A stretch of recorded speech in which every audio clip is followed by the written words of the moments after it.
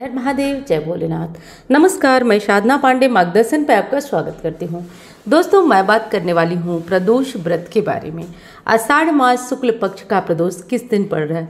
प्रदोष व्रत को लेकर काफ़ी दुविधा की कंडीशन है, क्योंकि प्रदोष का व्रत दोनों ही दिन यानी कि प्रदोष की तिथि 18 और 19 दोनों ही दिनों में मिल रहे हैं। तो किस दिन का प्रदोष श्रेष्ठ होगा, किस दिन आपको व्रत करना होगा, तो काफ़ी दुविधा की स्थिति है। आज हम जानेंगे कि कौन सा व्रत, किस दिन का व्रत आपको करना श्रेष्ठ होगा। दोस्तों, प्रदोष का व्रत बहुत लोग शुरू करना चाहते हैं, तो इस बार से प्रदोष का व्रत आपको नहीं शुरू करना है। ध्यान रखिएगा, इस बार से प्रदोष का व्रत नहीं शुरू करना है। जो नया व्रत प्रारंभ करना चाहते हैं वो लोग सावन मास से प्रदोष का व्रत प्रारंभ कर सकते हैं। इस बात का विशेष ध्यान रखिएगा। प्रदोष का व्रत करने वाले के पास गंगा जल अवश्य होना चाहिए, क्योंकि महादेव सबसे ज्यादा प्रसन्न गंगा जल के अभिषेक से होते हैं। तो आप घर में पूजा करें, मंदिर जाएं, कहीं भी जाएं, गंगा जल से अवश्य ही अभिषेक करें। इससे भोलेनाथ की कृपा मिलती है। और किसी भी तीर्थ का जल, गंगा, यमुना, सरस्वती, संगम, कहीं का जल रखे हैं तो आप प्रदोष के दिन महादेव का अभिषेक उससे अवश्य करें।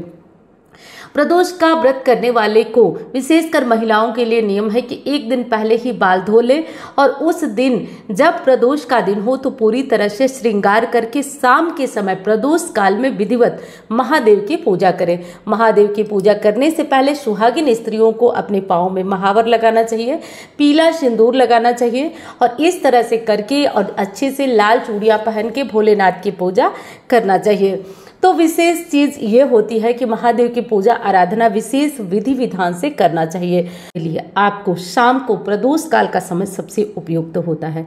प्रदोष काल में अगर आप घर के मंदिर में पूजा करना चाहें तो कर लीजिए, और घर के मंदिर में सामान्य थोड़ी सी पूजा आप जरूर करिए, जैसे दीपक जलाना, महादेव को अक्षत, चंदन, जो है ये सब चीज़ें अवश्य चढ़ाइए, माता पार्वती को सिंदूर चढ़ाइए। इसके बाद आप किसी पास के शिवालय में जाइए, वहाँ पे जाकर अगर जल अभिषेक करने की अनुमति है तो आप जल से, दूध से, इन चीज़ों से अभिषेक करिए। उसके बाद भोलेनाथ को प्रसन्न करने के लिए वहाँ पे एक दीपक अवश्य जलाइए।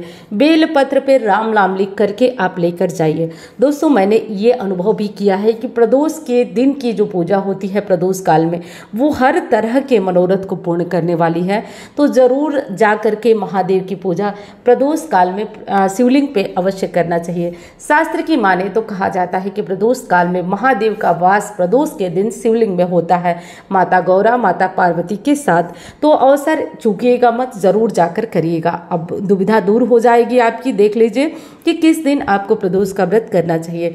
दोस्तों, आषाढ़ महीने के शुक्ल पक्ष की त्रयोदशी तिथि की शुरुआत हो रही है 18 जुलाई को रात को 8:44 पर और ख़त्म होगी 19 जुलाई को शाम को 7:41 पर। अब बस इसी बात को लेकर के कन्फ्यूजन की स्थिति बनी हुई है कि क्यों हम 18 को व्रत करें और 19 को क्यों नहीं करें। देखिए दोस्तों, 19 को व्रत आप इसलिए नहीं करेंगे क्योंकि देखिए लगभग सूर्यास्त का समय 7:कुछ पे है, इसलिए बहुत कम समय के लिए त्रयोदशी तिथि हमें 19 तारीख को मिल रही है। वहीं पे 18 तारीख को हमें पूरी रात की त्रयोदशी तिथि मिल रही है, 13 जिसको बोला जाता है वो तिथि मिल रही है। और पूजा का जो शुभ मुहूर्त शुरू हो जा रहा है वो ध्यान रखिए 18 तारीख को 8:44 से है और ये पूरे रात 12 बजे तक है। तो इसलिए 18 तारीख गुरुवार को प्रदोष का व्रत करना उत्तम माना जाएगा। तो आपको समझ में आ गया, क्योंकि काफ़ी कमेंट था कि क्यों हम व्रत रखें और किस दिन रखें। तो उम्मीद करती हूँ कि आपकी दुविधा किस दिन व्रत करें इसको लेकर दूर हो जाएगी। अब दोस्तों, जान लेते हैं कि आज के दिन क्या विशेष उपाय करेंगे। देखिए, बहुत ही विशेष दिन पे प्रदोष पड़ा है, गुरु प्रदोष। तो गुरु प्रदोष व्रत पे आप अगर भोजन कर लिए हैं तो देखिए लहसुन प्याज मत खाइएगा, आप साधारण सा भोजन करिएगा। उसके बाद आप सभी उपाय कर सकते हैं। करना यह है दोस्तों कि जिन बच्चियों के विवाह में विलम्ब हो रहा है वो 11 दुर्वा ले लें। 11 दुर्वा को आप पीले रंग का जो सिंदूर है उसमें कलर कर लें, यानी सिंदूर में लपेट लें दुर्वा को, और ओम गंगणपतये बोलते हुए जो शंकर जी के पास गणेश जी बैठे रहते हैं उनके पास वो दुर्वा समर्पित करिए। बहुत ही चमत्कारी उपाय है, विवाह शीघ्र तय हो जाता है यदि प्रदोष के दिन प्रदोष काल में आप ये करती हैं। लेकिन मुहूर्त ध्यान रखिएगा, 8:44 से मुहूर्त प्रारंभ हो रहा है। हो सके तो आप घर के मंदिर में कर लीजिए, यदि उतनी रात में आप शिवालय में नहीं जा पाएंगी तो। अब विशेष मनोकामना कोई है और पूर्ण नहीं हो रही है तो आज के दिन आपको 1 मुट्ठी चने की दाल शिवलिंग पे जरूर समर्पित करना चाहिए। आप किसी भी मनोकामना के लिए चने की दाल समर्पित कर सकते हैं।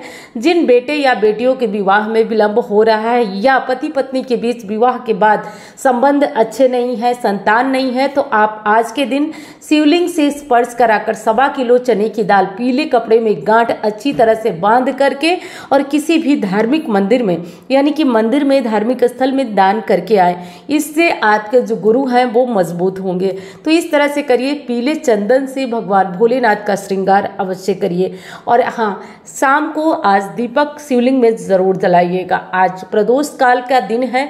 आज केले के पेड़ के नीचे और पीपल वृक्ष के नीचे भी दीपक अवश्य जलाइएगा। ऐसा करने से दुखों से मुक्ति मिलती है और सुख की प्राप्ति होती है। तो ये प्रदोष काल का सुमुहूर्त, पूजा विधि वगैरह मैंने सब कुछ बताया। जो लोग व्रत करते हैं ध्यान रखिए, एक टाइम आप महादेव की पूजा करने के बाद आप मीठा भोजन कर सकते हैं, लेकिन नमक वाला भोजन त्याग किया जाता है। अगर किसी कारण से शारीरिक दिक्कत है तो आप सेंधा नमक खा सकते हैं। और दिन में सुबह के समय शास्त्र कहता है कि पूरे दिन निराहार निर्जला रह करके और शाम को प्रदोष काल में पूजा करने के बाद ही इस व्रत को तोड़ा जाता है। लेकिन ऐसा करना थोड़ा मुश्किल है, इसलिए आप सुबह भगवान भोलेनाथ की अपने मंदिर में जो पूजा वगैरह छोटी सी करना है कर लीजिए।